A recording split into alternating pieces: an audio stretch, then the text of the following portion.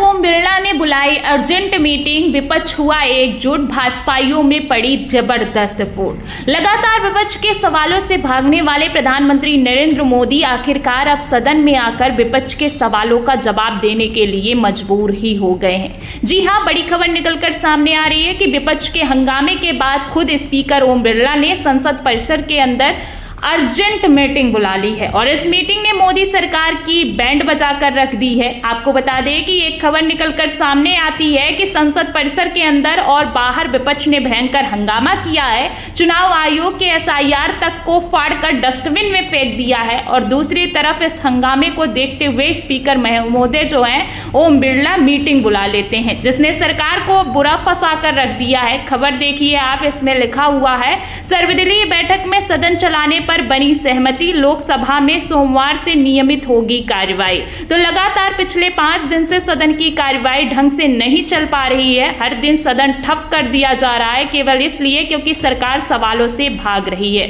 और विपक्ष हंगामे पर उतारू हो चुका है। ठीक ऐसा ही आज भी सदन में देखने को मिला। हालांकि आपको बता दें कि विपक्ष ने चुनाव आयोग तक की लंका लगाकर रख दी है। चुनाव आयोग के एसआईआर तक को फाड़कर डस्टबिन में फेंक दिया है। अब ये वीडियो जो है लगातार वायरल हो रहा है। आप भी इस वीडियो को एक बार देख सकते हैं। तो ये जो तस्वीर है, ये वीडियो में साफ दिख रहा है कि अब सरकार के खिलाफ, चुनाव आयोग के खिलाफ विपक्ष नेता जो है राहुल गांधी, वो भी तगड़ा एक्शन लेना जो है शुरू कर चुके हैं। उनके साथ साथ मल्लिकार्जुन खड़गे भी और तमाम विपक्षी नेता जो हैं एकजुट नजर आ रहे हैं, तगड़ा विरोध जता रहे हैं, एसआईआर को फाड़कर डस्टबिन में फेंक दिए हैं। अब दोस्तों आपको बता दें कि विपक्ष की एकजुटता से एक तरफ जहां सरकार घबराई हुई है, दूसरी तरफ सरकार खुद स्पीकर महोदय ओम बिरला जो है वो घुटनों पर आ गए हैं।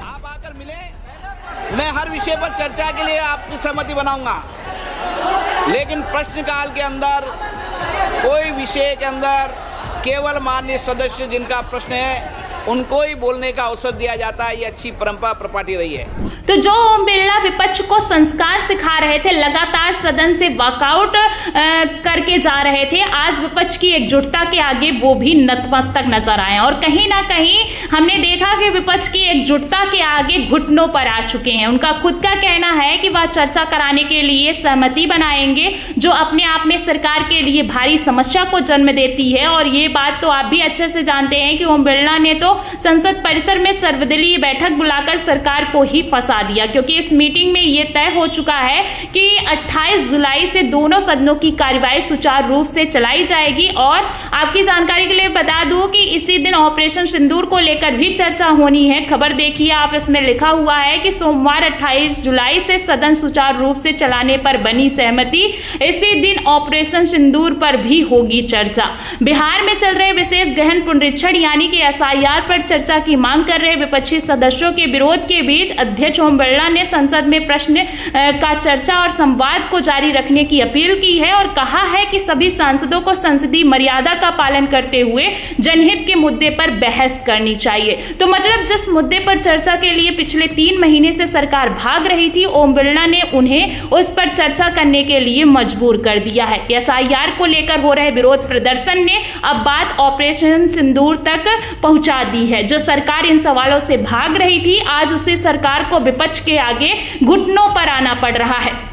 और इन सबके बीच में सबसे बड़ी बात आपको बता दूं कि यह है कि इस मीटिंग के दौरान राहुल गांधी और मल्लिकार्जुन खड़गे ने भी ये मांग कर दी है कि संसद की कार्यवाही तभी चलेगी जब प्रधानमंत्री मोदी इस कार्यवाही में उपस्थित होंगे। ऑपरेशन सिंदूर पर वह चर्चा करेंगे, लेकिन यह चौंकाने वाली बात यह है कि 26 जुलाई को मोदी जी का विदेश दौरा भी खत्म हो रहा है। ऐसे में ये साफ समझ में आ रहा है कि विपक्ष यानी कि इंडिया गठबंधन द्वारा बनाई गई रणनीतियों में भारतीय जनता पार्टी बेचारी बुरी फंस चुकी है, क्योंकि 26 जुलाई को मोदी का विदेश दौरा खत्म होगा और 28 जुलाई को हुई ऑपरेशन सिंदूर पर संसद के दोनों सदनों यानी कि 28 जुलाई को लोकसभा में चर्चा होगी और 29 जुलाई को राज्यसभा में। ऐसे में साफ समझा जा रहा है कि प्रधानमंत्री मोदी जिस चर्चा से भाग रहे थे, अब वही चर्चा उन्हें किसी भी हालत में करनी पड़ेगी। एक तरफ ओम बिरला ने अचानक से मीटिंग बुला ली है और ऐसी मीटिंग में विपक्ष के आगे घुटने भी टेकते हुए सरकार और खासकर प्रधानमंत्री मोदी को फंसा डाला है, क्योंकि जो प्रधानमंत्री नरेंद्र मोदी सदन से भाग खड़े होते हैं,